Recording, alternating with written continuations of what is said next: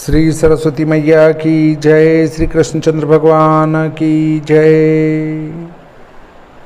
देखिए, आज हम जल के ऊपर चर्चा करेंगे। जल क्या है? जल बहुत ही चमत्कारिक भी है। देखिए,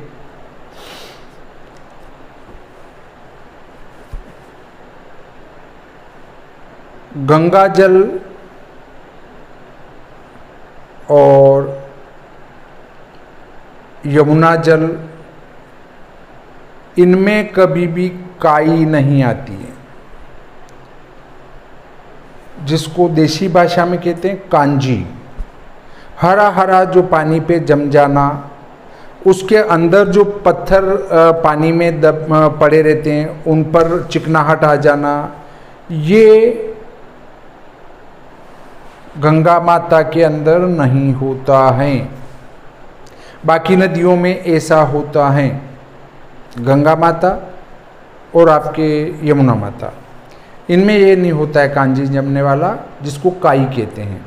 इस बात को ध्यान में रखें आप। जहाँ से गंगा मैया प्रकट हुई है, वहाँ से लगाकर समुद्र में विलीन हुई, उस दरमियान आपको कहीं भी काई जमी हुई नहीं मिलेगी। पत्थर फिसलने वाले नहीं मिलेंगे, चिकने नहीं मिलेंगे। ये गंगा माता की विशेषता है। बाड़मेर में भाई साहब अशोक जी गौड़ साहब के आमंत्रण पर गौड़ बोर्डिंग में ज्योतिष प्रशिक्षण हेतु 2 बार या 3 बार मेरा जाना हुआ। उस समय गौड़ बोर्डिंग के पास में एक फौजी साहब रहते हैं।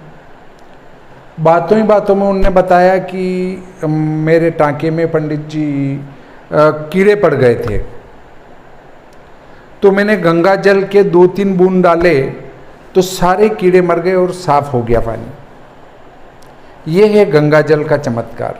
मैं पते सहित बात करता हूँ। कोई भी अगर चमत्कार किसने बताया तो पते सहित बात करता हूँ। गौड़ बोर्डिंग बाड़मेर के उसके पास ही फौजी साहब गौड़ समाज की हैं, सत्यदेव जी शर्मा या ऐसा कोई नाम है उनका। उनने ये चमत्कार बताया। ऐसे ही नीमच से 18 किलोमीटर पर एक भादो माता का स्थान है। वहाँ का जल चमत्कारिक है। जिसका आधा अंग काम करना बंद कर देता है, उनको वो जल लगाने से ठीक हो जाता है। मेरे माताजी के साथ ऐसा हुआ था और वे ठीक हो गए। ये प्रैक्टिकली बात है। और कई लोग वहाँ से ठीक होकर आते, ये भी प्रैक्टिकली बात है। ऐसे जल चमत्कारिक होते हैं। जब आप प्रतिवर्ष जो हमारे उत्तराखंड का जल है, उसमें उत्तराखंड में भ्रमण कर एक बार स्नान करके आ जाते हैं, तो वर्ष भर आपका स्वास्थ्य खराब नहीं होगा, अच्छा रहेगा। पूर्व वर्षों की तुलना में अच्छा रहेगा। ये मेरा 10 साल में 10 बार उत्तराखंड गया हूँ, तो उसका अनुभव बता रहा हूँ। ये वहाँ के जल का चमत्कार है कि उसमें स्नान कर लेने के बाद हमारे शरीर में एक स्फूर्ति आ जाती है। यमुनोत्री मैया में, जहाँ यमुना माता का मंदिर है, वहाँ उबलता हुआ पानी आता है, जिसमें चावल पकाए जा सकते हैं और चावल पका के लाते भी हैं हम। ये चमत्कार है। बहुत सारे कहते हैं वहाँ तो सल्फर है। तो भाइयों, अगर सल्फर में से पानी आता है, वो गर्म हो जाता है, तो आपकी तपेली में भी आप सल्फर लगा दो तो ईंधन बचेगा। सल्फर लगा के पानी उबाल लो, बात ख़त्म। सब्जी भी बना लो, दाल बना लो, ऐसे रोटी भी बना लो, बाफले उबाल लो, मतलब। तो ऐसा उबालने का काम तो तपेली में सल्फर लगा के किया जा सकता है। फिर तो ऐसा क्यों नहीं करते हैं? वो ईश्वर सर्वसमर्थ हैं। उनने वहाँ पानी गर्म कैसे किया, ये वही कह सकता है। हम अंदाज मात्र लगा सकते हैं। बद्री विशाल में गर्म पानी का कुंड है, वहाँ पर उंगली लगाने पर लगता है कि जल जाएंगे, पर जब उस कुंड के अंदर आप कूद जाओ तो आपको कोई तकलीफ नहीं आएगी। उसमें स्नान करने के बाद एक नई स्फूर्ति की प्राप्ति होगी। ऐसा जल होता है। जल पर भी देवता का आधिपत्य है। जल हमारा जो शुद्ध जल है उस पर वरुण देवता का निवास है, और वरुण देवता का निवास होने के कारण भूत प्रेत उस शुद्ध जल को नहीं पी सकते हैं। भूत और प्रेत, राक्षस, ब्रह्म राक्षस, ये जो लोग हैं उनको गंदा पानी ही पीना पड़ता है। इसलिए प्रेत योनि में जाने की इच्छा नहीं रखना चाहिए। दूसरी बात,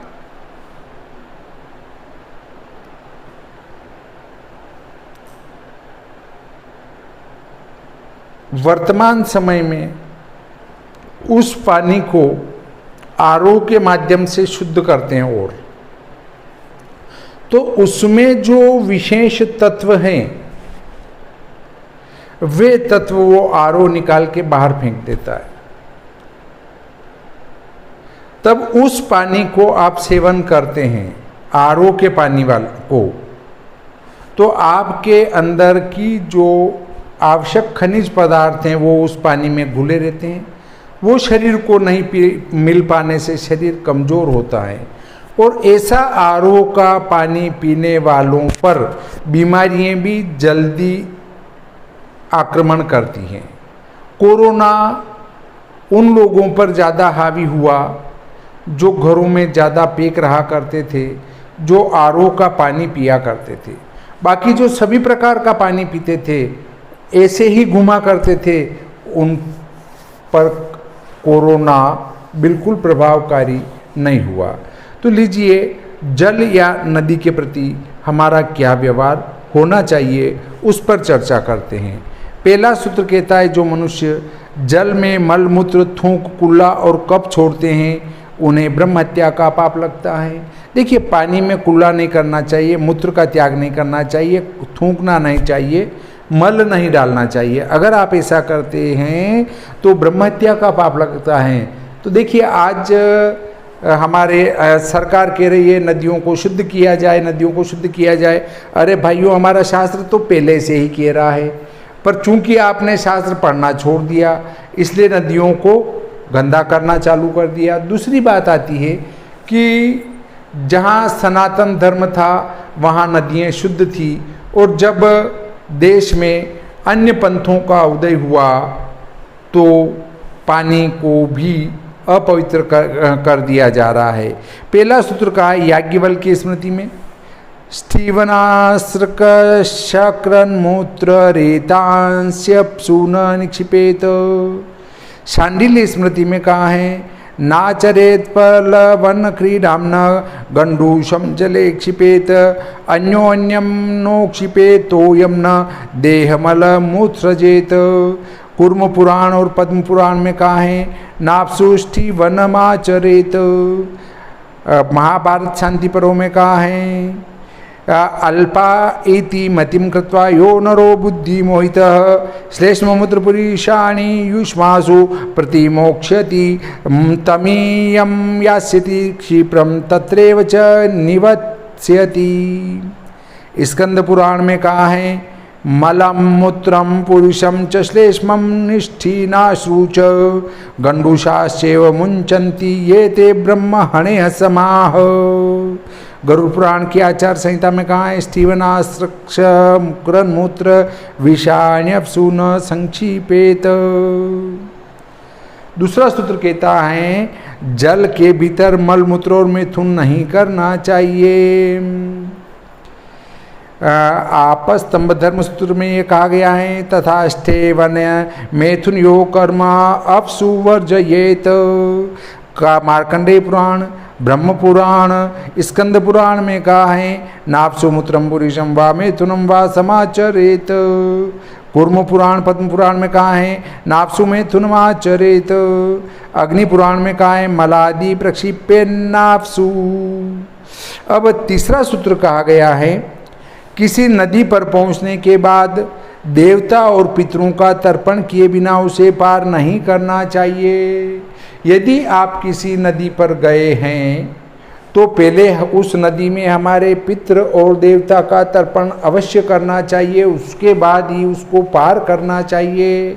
यदि आप पार भी कर लेते हैं तो अगले किनारे पर जाकर भी पितृ देवता और हमारे देवता इन दोनों का तर्पण अवश्य करना चाहिए। इसी के साथ ऋषि तर्पण भी होता है, ऋषि तर्पण, देव तर्पण और पितृ तर्पण, इन तीनों तर्पणों को तो कर ही लेना चाहिए।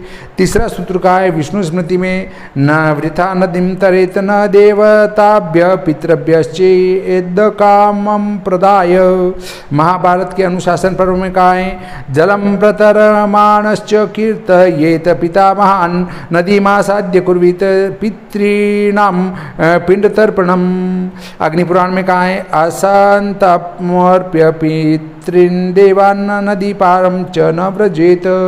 विष्णु धर्मोत्तर में कहा है असंतर्प्य पितृदेवम नदी पारम न च व्रजेत। किसी नदी के समीप दूसरी नदियों की तथा किसी पर्वत पर दूसरे पर्वतों की चर्चा प्रशंसा नहीं करनी चाहिए। जैसे हम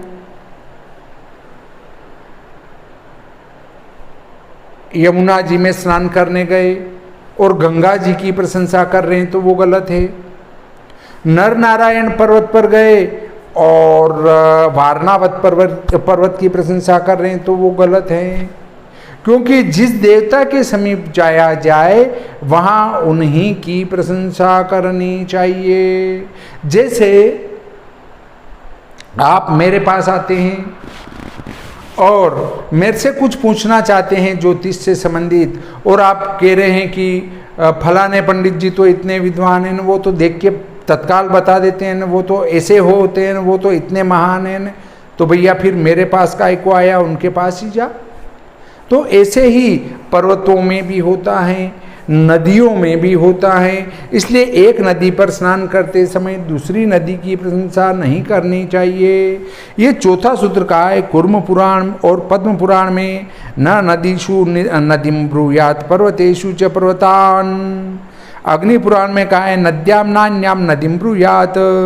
विष्णु धर्मोत्तर में कहा है न प्रशंसे नदी तो ये नदी मन्याम कथंचन न गौरो पर्वतम राम न राज्ञ पुरतो नृपम।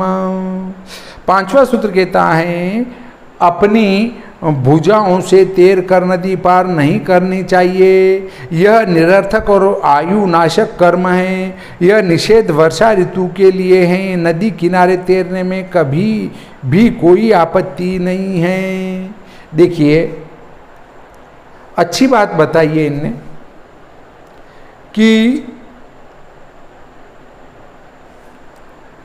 नदी में तैर रहे हैं और कभी तेज का प्रवाह आ गया तो बह के जा सकते हैं, इसलिए अपने बाहुबल को नदी में नहीं बताना चाहिए।